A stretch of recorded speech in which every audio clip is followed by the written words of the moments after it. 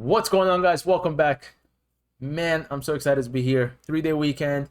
It's a little tough without the markets being open yesterday, but I hope you enjoy your time off because this week is going to be phenomenally crazy. We saw pre-market, we saw the futures on Sunday, we saw them on Monday doing pretty well because there was some pretty good relief news over the weekend from Biden, Janet Yellen, Summers, I think that's his name. I forgot the previous Treasury guy. It's from that movie, the Facebook movie. Larry Summers. There you go. Saying the inflation may not be at all inevitable, like that we could handle it or we could work through it, whatever. I can't remember exact word for word, so I do encourage you guys to go look through those headlines and understand what it was said.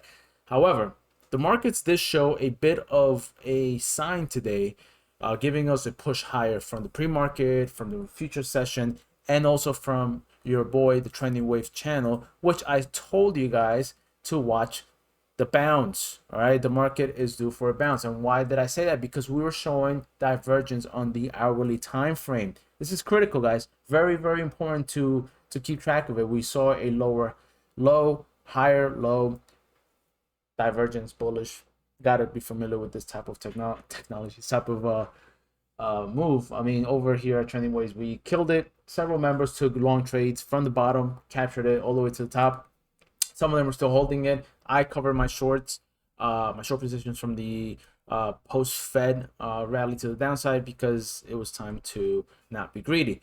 Now, let's review the analysis as I explained to you guys what I'm looking for this week, what I'm looking for in terms of whether or not the market have in fact bottom. So let's dive into the daily time frame and let's kind of recap what's been happening, right? Because truth of the matter is there's still the possibility that this right here, the high, was all she wrote, and now we are in a bear market, multi-year bear market, if you will, right? Doom and gloom type of event. And that's going to take a long time, years to recover, right? I mean, we have been rallying since 2008 anyway.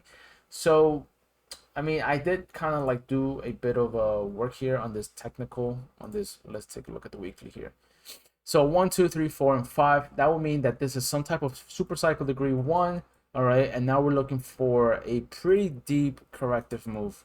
All right, if we take a whole retracement from the entire rally from 2008 from the low, we'll see that even the most shallowest optimistic scenario, which is a 23.6% retracement, assuming that this is a whole super cycle, right? Degree of wave 1. Wave 2 will come down beyond the COVID highs, right? Not the COVID highs, the pre-COVID highs of February 2020 before we rolled over into March. So that'll be a little bit beyond the 302.65, which represents a 23.6% retracement of this entire advance. Pretty deep correction, and it's not like we're gonna go straight down in one line. We'll just meandering ourselves into it, right? So I don't think that may be the case just yet. For that reason, I am not favoring it, but I just felt like I should show you guys in case, right? So I want to also try to talk to you about what levels to watch in the event that we do start breaking lower. So let's take a quick look at the hourly time frame and let's review our wave count. So opening it up with our alternate here. Now I am envisioning the fact that we have been hitting, so we are retracing right into the wave 2 of this minute degree. So we hit the wave 2 pullback here between 422 and 413 in the spot. We then rolled over into the new low on June 17th, which came down towards south of 362.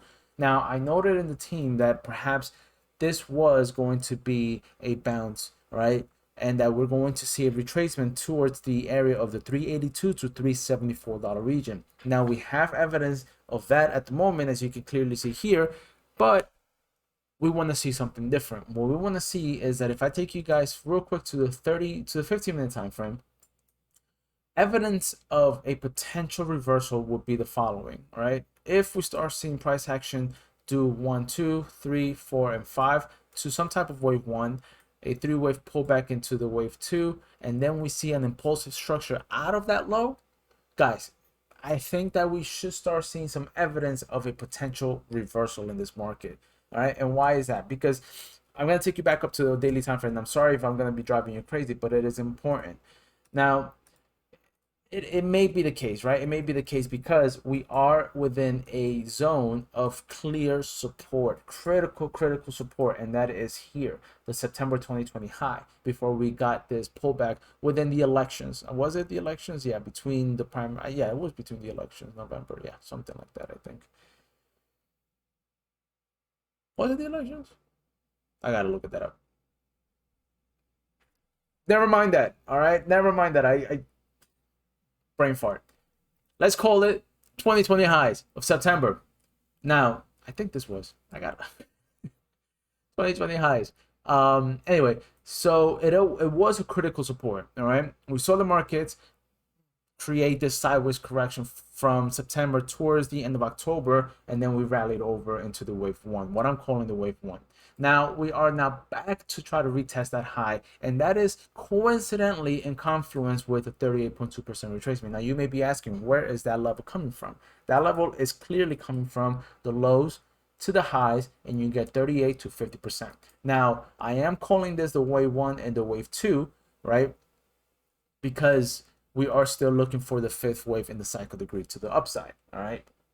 Now, it's not to say that maybe I don't think that this is it. I don't think that 355.26 or this region is going to be it. I think we see a little bit more of a flush to the downside, and then we're going to start gearing ourselves up. So what are those levels, guys? So this zone is clearly our next level, our next target. Now we have this area here, we have this zone here, and we have these two levels, 323 and 355.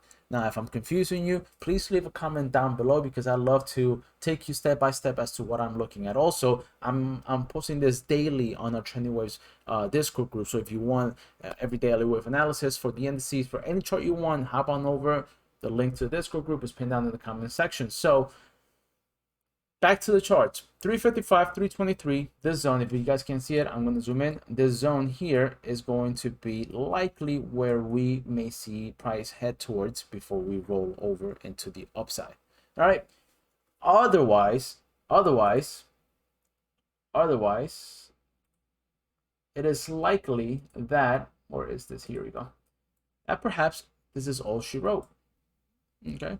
A, B, C, wave two, rally. Maybe a little bit more of a downside. Maybe we come and really test this high here before we rolled over to the upside. I mean, we are showing some sign of life over here, although it is not technically giving us some sort of divergence just yet. Maybe we go up a little bit higher, something like this, right? While price action does this, all right, creating this divergence.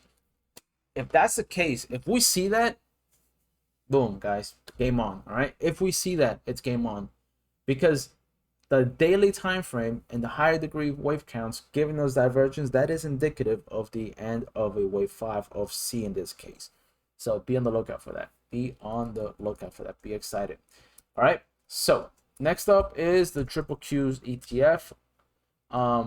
That's the Nasdaq. So, you know, same deal, guys. We are looking for a potential reversal, all right, into the wave 3, bounce into the wave 4, final fifth of C of 2, if we reject 38 to 23.6. So that's 286, 279 in the triple Qs. Now here it is looking like it is trying to bull flag. Let me go up to the, actually let me just do this, actually the 15-minute time frame. Now, not at all clear advance, right? 1, 2, 3, 4, and 5. If we hit a high tomorrow or into the rest of this week, and then we get this some sort of three-wave pullback to a support level that retraces this entire advance, and we hit higher, then maybe we start looking for evidence. All right, we will start looking for evidence that the markets may want to start reversing. I mean, we saw Bitcoin and cryptos crash over the weekend, and now they're trying to attempt to recover. Maybe the crypto market is giving us signs of recovery. Maybe they will start heading first. Who knows? We will yet to find out. For now, thank you for tuning in. Look forward to seeing you guys over trending waves. Leave a comment down below, man. I mean, let me know what you guys think about what is the next stop for the markets, because it is not looking pretty. And don't forget, Powell this Wednesday and Thursday. Testify. Peace out.